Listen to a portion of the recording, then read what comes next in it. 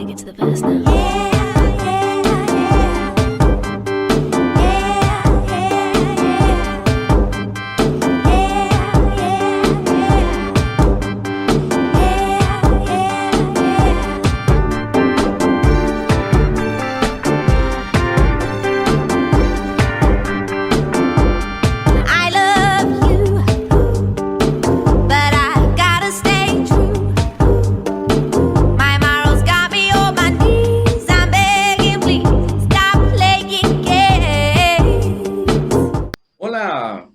Buenos días, bienvenidos nuevamente a nuestros espacios de capacitación, de actualización, contextualización de este sistema aeronáutico que nos enamora cada día más.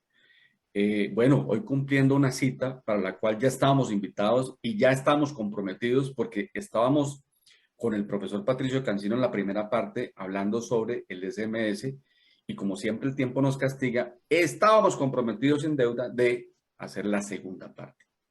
Un invitado maravilloso, excepcional, conocedor en la práctica, en la filosofía, en la teoría, en la academia, del tema que estamos hablando de SMS, seguridad operacional, gestión de riesgo, etcétera, etcétera, etcétera. Así que muchas gracias y sobre todo muchas gracias a todas estas personitas que nos acompañan.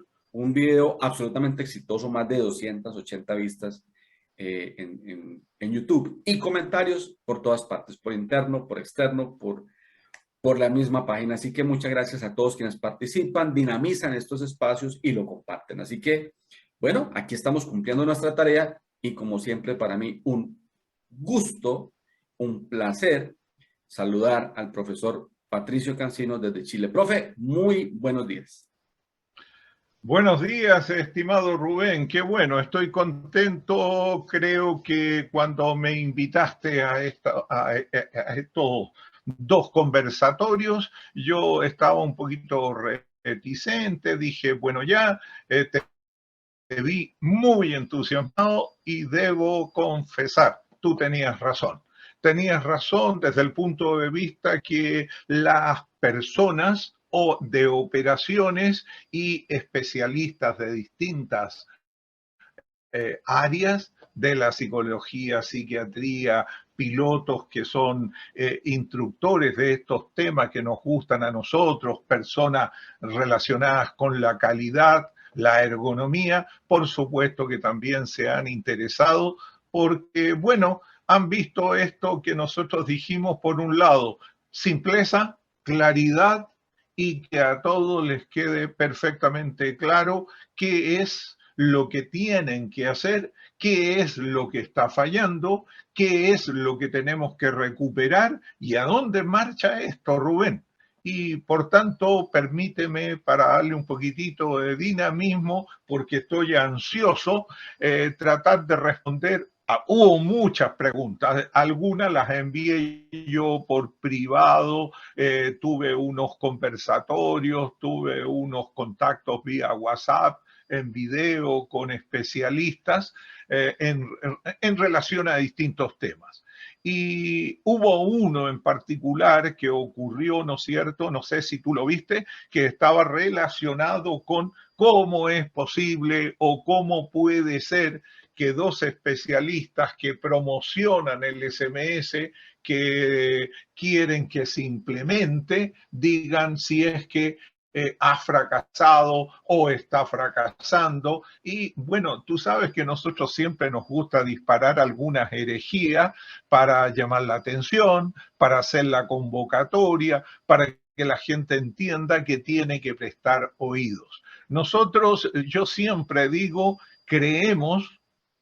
pensamos que el SMS es hoy la mejor herramienta con que contamos para poder hacer frente a los desafíos del riesgo que está siempre presente en cualquier sistema que haya creado el ser humano.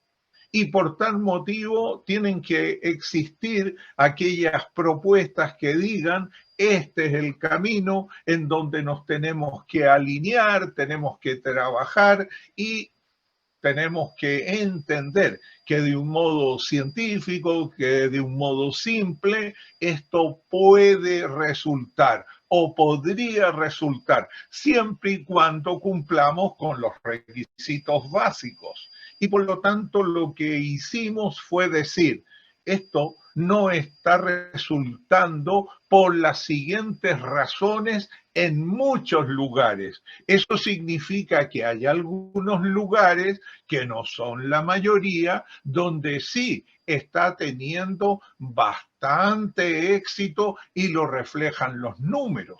Y eso entonces es lo que yo quería mencionar ante la pregunta que dio los visos de que nosotros no le teníamos quizá fe al sistema o que habíamos botado los brazos, Rubén. No sé si viste esa pregunta. Claro, claro que tuve la oportunidad de leerla, me causó esa misma impresión y me gustó muchísimo, porque para mí tiene dos sentidos. El primero es que logramos captar la atención de una herramienta que absolutamente, como usted lo acaba de decir, estoy convencido de su éxito como estrategia. El SMS, un sistema de gestión de aseguramiento de la calidad, era necesario, trae toda una cantidad de estructura procesal, de compromisos, de política. A mí me parece que es la mejor herramienta en lo que a esto se refiere, ¿cierto? No solamente convencido, sino que soy un promotor incansable de esta herramienta. Pero como usted bien lo dice, hay que tener los pies en la tierra y hay que ser conscientes de que la herramienta puede ser muy buena, pero cuando no sabemos cómo utilizarla, cómo sacarle provecho, cómo obtener resultados de ella, cuando no la vemos ese rendimiento que nos puede dar, probablemente nosotros podamos seguir entonces acarreando baldes de agua cuando tenemos una planta hidráulica para mejorar nuestros procesos. Y los pies en la tierra nos dicen es, hombre, ¿qué tan cierto es que está funcionando? Pues usted lo acaba de decir. La realidad, lo tangible, es que si bien está funcionando en un porcentaje del sistema aeronáutico, la gran mayoría del sistema aeronáutico todavía está en la comprensión de la terminología, de la filosofía, del funcionamiento, y es natural, es apenas natural, porque nunca fue necesario un sistema de gestión de calidad. Entonces, adaptarnos a ese cambio, pues como cualquier cambio, requiere un tiempo, un proceso, una asimilación, y eso es lo que queremos decir, que no podemos desfallecer en ese emprendimiento, en ese compromiso para que esta herramienta finalmente funcione, porque estoy convencido de que es la mejor herramienta, profesor. Por supuesto. Nuevamente tocaste algo que me hizo recordar lo siguiente. A veces tenemos nosotros, por ejemplo, una presentación a la autoridad aeronáutica basado en el manual de SMS, bastante bien trabajado, bastante interesante, donde ahí está lo que vamos a hacer, el por qué lo vamos a hacer y cómo lo vamos a controlar. Pero aquí me robo una palabra o unas palabras de Daniel Mauriño. Daniel siempre, él tiene unas palabras y unos acertijos que a mí me encantan. Entonces él dice, cuidado con pensar que las propuestas de solución son la solución. Y tiene toda la razón, porque yo puedo tener la mejor intención, yo puedo hacer una propuesta, pero esa propuesta no deja de ser propuesta hasta que la pongo en acción. Y ahí es donde viene el poder del SMS que agrega lo siguiente, asegúrese.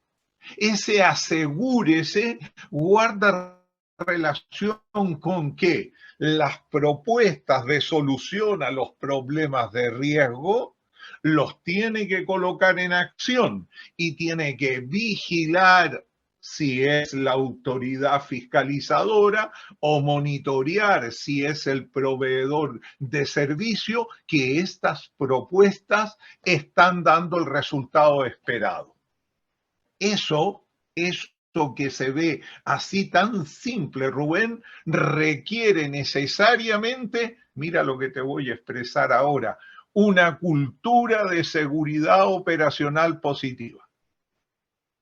Y ahí entonces comienza el primer drama del sistema.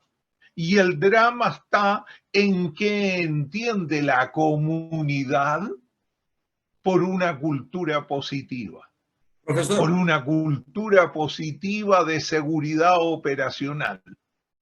¿lo puedo Dime. interrumpir? Profesor, lo quise interrumpir porque precisamente el tema de la cultura de la seguridad operacional es el tema de hoy.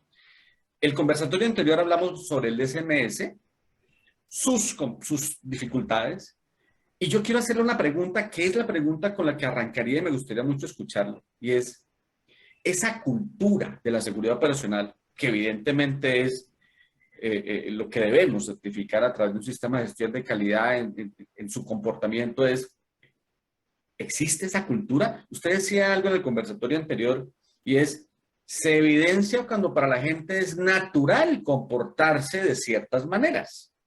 Cuando la naturaleza del comportamiento es proactiva y práctica, se ha asimilado a una cultura. Vamos de entradita. ¿Existe hoy la cultura de la seguridad operacional? ¿O en qué vamos, profesor? Cuéntenos algo sobre ese tema. Bueno, aquí necesariamente tengo que hacer de hombre malo. Y para ello yo lo voy a graficar con lo siguiente. Te cuento, nosotros en Chile, en mi juventud, yo en lo personal fui influenciado por la música de Colombia, la cumbia. Tú dirás, ¿y qué tiene que ver la cumbia si estamos en un programa de seguridad operacional? Pero yo te quiero decir algo. Si yo escucho una cumbia, mis pies se mueven solos. O sea, no depende de mí. O sea, se mueven solos y me dan ganas de bailar la cumbia porque yo nací con ello. Adquirí esa cultura, una cultura influenciada por los padres, por los amigos, por las actividades, porque cuando íbamos a una fiesta, la gente decía cumbia. Y entonces hablábamos, qué agradable el ritmo, qué bueno el cantante, qué linda la canción, cómo lo bailas tú, cuál es el paso, cómo mueves la cintura, cómo loqueas. Entonces, viene ahora la pregunta y la respuesta. La cultura positiva de seguridad operacional, ¿qué es lo que implica? Implica eso, que la persona cuando está en un proceso, la conversación, porque la gestión del riesgo es conversación, gira en torno a qué peligro se nos puede presentar en este momento o qué amenaza.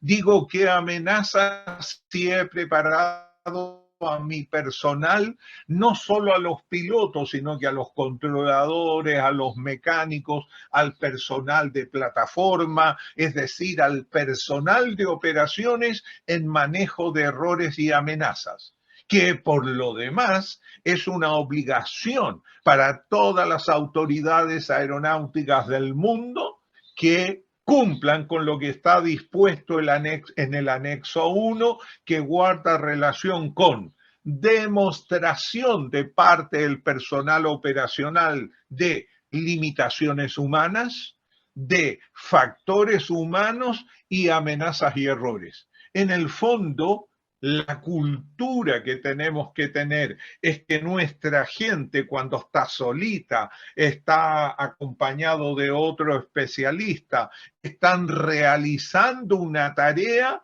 antes de partir con la tarea propiamente tal, se hagan la pregunta, ¿qué podría salir mal en este trabajo? ¿Qué podríamos tener como amenaza utilizando? Además, no olvides que la cultura positiva de seguridad operacional obliga a que en cualquier momento este personal pueda cuestionar qué cosa, un proceso en términos de seguridad operacional, que pueda notificar libremente, que no tenga temor, que sepa que son bienvenidas aquellas sugerencias que están relacionadas con la gestión del riesgo. Todo el personal, toda la comunidad de una organización y de las otras organizaciones que giran en torno al tema fundamental de la seguridad en términos de señalar que la gestión del riesgo es algo que tenemos que estar trabajando y gestionando permanentemente. Entonces, la respuesta, ¿lo estamos haciendo? Me obliga, Rubén, ¿verdad?, a quedar al debe con la comunidad. No, no lo estamos haciendo. Y no lo estamos haciendo porque todavía no hemos alcanzado dicha cultura positiva. ¿Qué se necesita? Se necesita, por supuesto, que mayor promoción. Y cuando digo promoción, eso tiene ritmo, Rubén, ya que estaba hablando de la cumbia, tiene que tener ritmo. No puede ser una transmisión de contenidos con instructores del siglo pasado. No puede ser que el sabio es aquel que está dictando la clase. No, si el personal de operaciones todos los días está viendo problemas, todos los días está viendo que a veces suceden cosas y que otras veces no sucedieron porque alguien intervino. Pero eso queda en el fondo en la experiencia de 2, 3, 4 personas. Y la idea es que estas experiencias le sirvan a toda la organización. Y fíjate lo que OASI tiene planteado, si esto es un compromiso a nivel macro. Los individuos en pequeño grupo tienen una experiencia, tienen que tener una cultura para ramificarlo a toda su institución. Su institución tiene que tener confianza para llegar con esa información y datos a la autoridad aeronáutica. La autoridad aeronáutica tener el gran banco de datos. Esa autoridad aeronáutica no tiene que ser mezquina, tiene que compartirle a otras autoridades aeronáuticas la experiencia que está teniendo. Y esto empieza a crecer, Rubén, y el mapa de riesgo ya no es individual de un proceso en una empresa, ya no es individual solo de una organización o de un país, sino que crece, crece y crece, y es ahí donde nosotros vamos a tener que tener muy pronto los planes regionales, los comités de apoyo para poder hacer la intervención que va, esto es un círculo virtuoso. De repente OASI debería exigirle, mira la palabra que utilizo, exigirle al país que intervenga con ciertos planes, que demuestre que esos planes problemas que han sido detectados con el macro banco de datos que debería tener OASI, que están haciendo cosas para evitar la ocurrencia de, al igual como se hizo, no en términos obligatorios, pero sí apareció desde el punto de vista de una recomendación, el que no existan accidentes en donde el factor causal sea fatiga operacional. Ahí tienes un plan macro, Rubén. Ese plan macro es el que tenemos que llegar, pero vamos a llegar paso a paso. No podemos saltarnos el primer paso que involucra comprometer a los individuos en el microproceso de su empresa. Lo que quiero mencionar en el fondo, Rubén, está en el hecho de que la ambición del Banco Mundial, del famoso banco de datos que todos hablamos, que guarda relación con tener datos para crear gran cantidad de información y tomar decisiones en función de esos datos para poder generar los planes de acción y los controles que sean necesarios, requieren que tengamos esa cultura positiva de la cual hablábamos, en la cual los individuos de manera natural están comprometidos, hablan hasta por los codos, no tienen reparo, no sienten temor, y eso es válido para todos los integrantes de la organización. En conjunto con ello, la confianza de los proveedores de la autoridad aeronáutica. Entonces, repito, ¿qué necesitamos inicialmente para llegar a esto? Partir con el microproceso. El microproceso no es otra cosa que un señor que está trabajando solito o con 2 o 3 personas más. Tienen esta capacidad de reportar, de detectar, de intervenir, de cuestionar, de entregar la información. Si conseguimos eso, el resto del camino, Rubén, se pone muy favorable. Si esas personas de primera línea son apáticas, porque hemos realizado una pésima promoción, porque no hemos logrado llegar con la conveniencia de hacer esto, no vamos a conseguir llegar a lo que andamos buscando, que es la seguridad positiva, de cultura positiva. No sé si esto que te he dicho te hace sentido desde lo práctico. ¿Qué te dice lo empírico, lo que tú has podido observar? Bueno, profesor, muchas gracias. Pues la respuesta para mí ha sido muy clara y la comprendo perfectamente. La respuesta rotunda a la pregunta, ¿existe? ¿Funcionamos de manera cultural? No. Ahora, lo que sí existe es la filosofía, existe el concepto, existe la definición, existe el significado de la cultura, la seguridad operacional. Luego existe, en el sistema existe el entendimiento de la cultura, quizás existe la comprensión de la cultura, pero lo que todavía no existe es la asimilación de la cultura.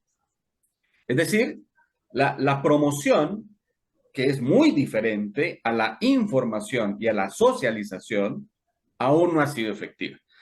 Sí ha sido efectiva la socialización, se debate mucho, se pregunta, se responde, se habla, hay debate, hay diálogo, hay interpretación, hay comunicación. Claro, hay una muy buena socialización de la cultura de la seguridad operacional. Pero todavía la promoción y la promoción que se fundamenta en promover, incentivar la acción, el comportamiento, promover, no ha sido efectivo. Todavía no nos movemos de manera natural en unas características que nos exige el sistema. ¿Y por qué todavía no nos movemos? La promoción no ha sido efectiva. Y es que hay que considerar algo, profesor. La cultura, el comportamiento de manera general, no se aprende con conferencias o con charlas magistrales. El comportamiento en las personas se aprende a través del ejemplo y a través de la participación.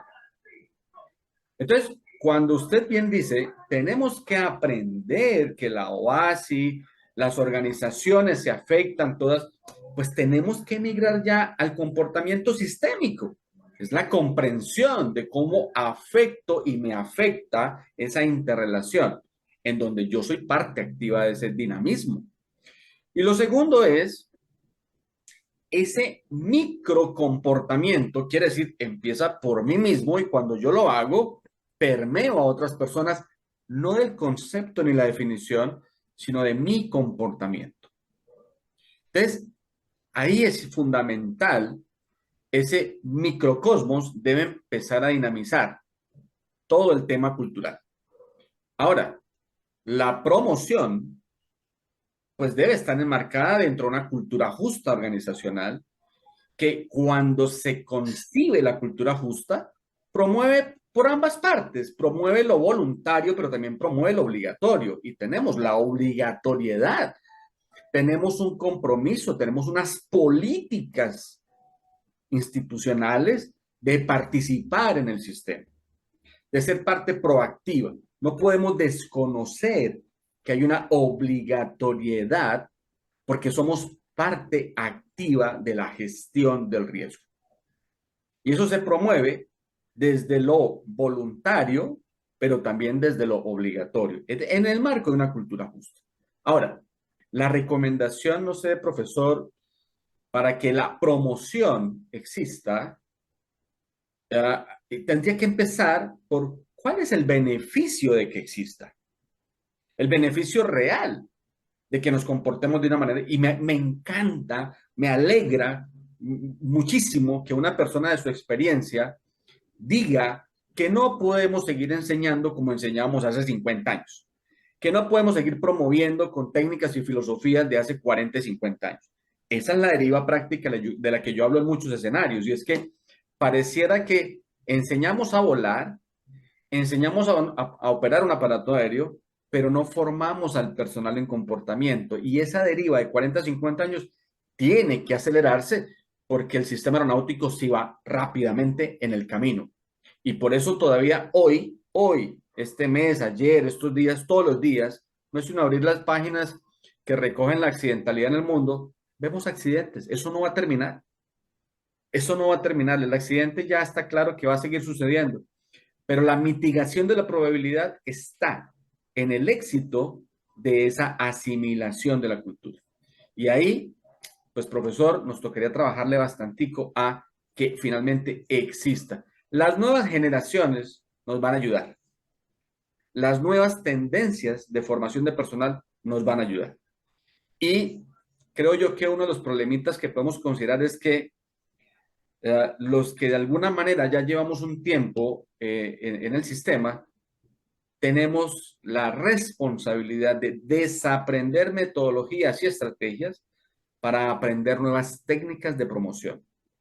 A la gente joven, a la gente que ya tiene experiencia, pero sobre todo a que este dinamismo se asimile como un comportamiento y no como un conocimiento.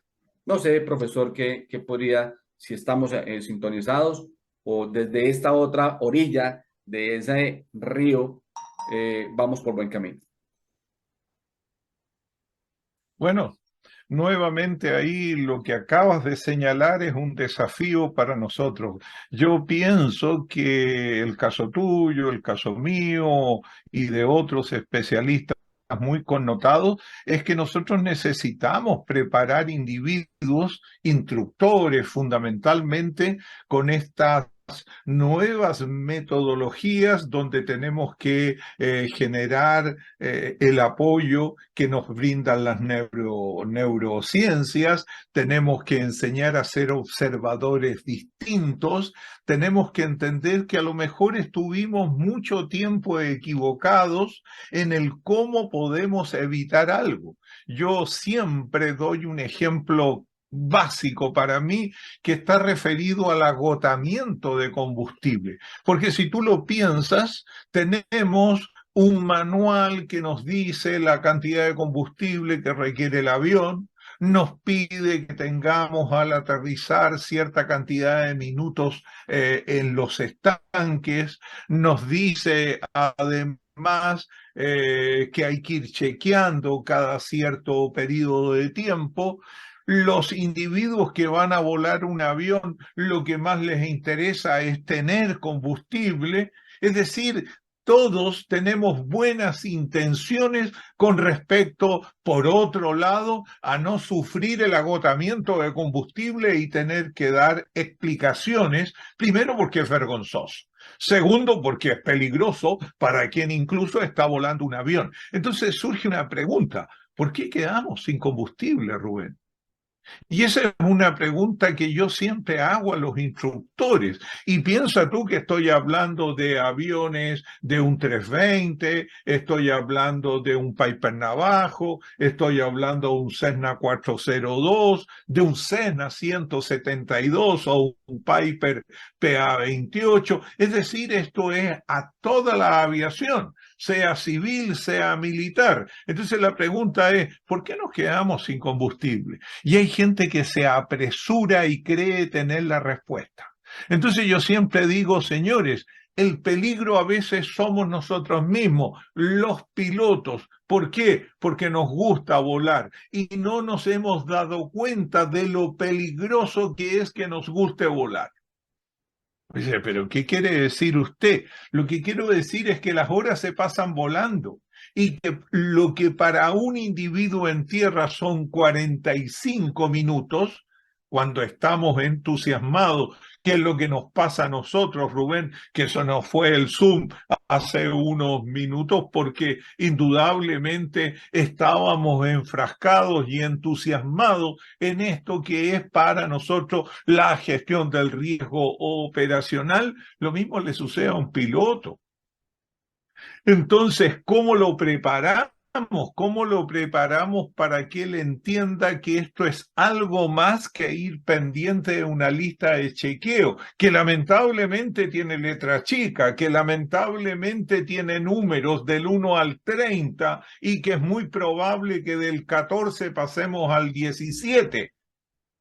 Entonces, ese entrenamiento nuevo, ese entender al individuo en la interacción, en el contexto, y meter de modelo humilde que ha sido vilipendiado, siguen hablando del modelo Shell, que el entorno, que las personas, que la información, está todo plenamente vigente, Rubén, pero tenemos nosotros, tú, yo y los que nos escuchan, cambiar las estrategias de transmisión de los contenidos.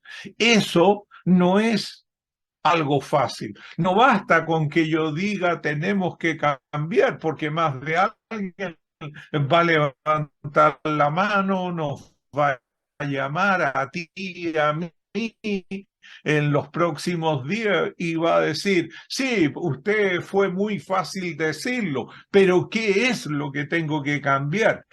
¿Qué es lo que tenemos que marcar presencia, Rubén?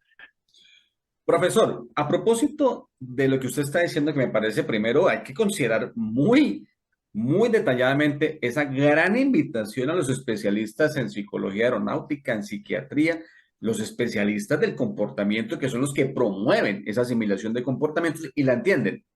Por ahí hay una gran invitación de manera directa a esas disciplinas que ya tienen que entrar a trabajar en la ayuda de la promoción de comportamientos. Por ahí estamos claros. Y lo segundo, claro, estoy totalmente de acuerdo, profesor. ¿Por qué un instructor hoy se queda sin combustible? ¿Por qué una persona que sabe lo que tiene que hacer no lo hace? ¿Por qué una persona que sabe que algo no lo puede hacer lo hace? Evidentemente, allí vuelve la misma invitación a estos especialistas de la comprensión y el entendimiento del comportamiento del ser humano. Y bien lo dice usted, la mayor justificación a ese tipo de comportamiento son los pensamientos y las emociones. Y esas emociones nos llevan a que se nos agote el tiempo así de rápido, ¿no?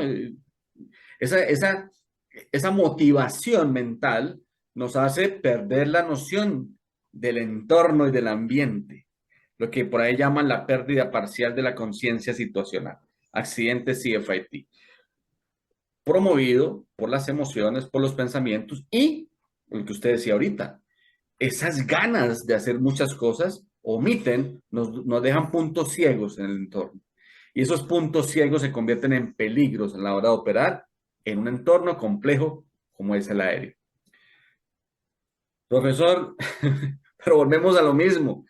El tiempo es salvaje, es nuestro peor enemigo en estos espacios y quisiera uno aquí seguir conversando. En todo caso, es tan enriquecedor, tan aportante que uno, y yo sé que a mí me van a llamar la atención porque pareciera que es excesivamente corto el espacio de tiempo. Pero bueno, también es una muy buena estrategia para que nuestros compañeros, coequiperos y participantes del sistema pues quieran más y nos acompañen más y nos llamen más. Hay que ir de manera personal a las organizaciones, a los estados, visitarlos, acompañarlos de primera mano y seguir con la tarea, profesor. Por supuesto, Rubén. Rubén, ese es el desafío, porque de alguna manera eh, el mirarse, en el fondo, el lenguajear, el poder expresar corporalmente. No te olvides tú que nosotros hablamos con el cuerpo, con la emoción y con el lenguaje, y con eso nosotros podemos ir marcando la realidad en contextos que son diferentes. Hay contextos de muy fácil asimilación de esta cultura positiva de seguridad que nosotros estamos tratando de sacar adelante, pero hay otros contextos que son complejos y son complejos en base a una realidad, lo que dijimos el otro día. Hay que producir, Rubén.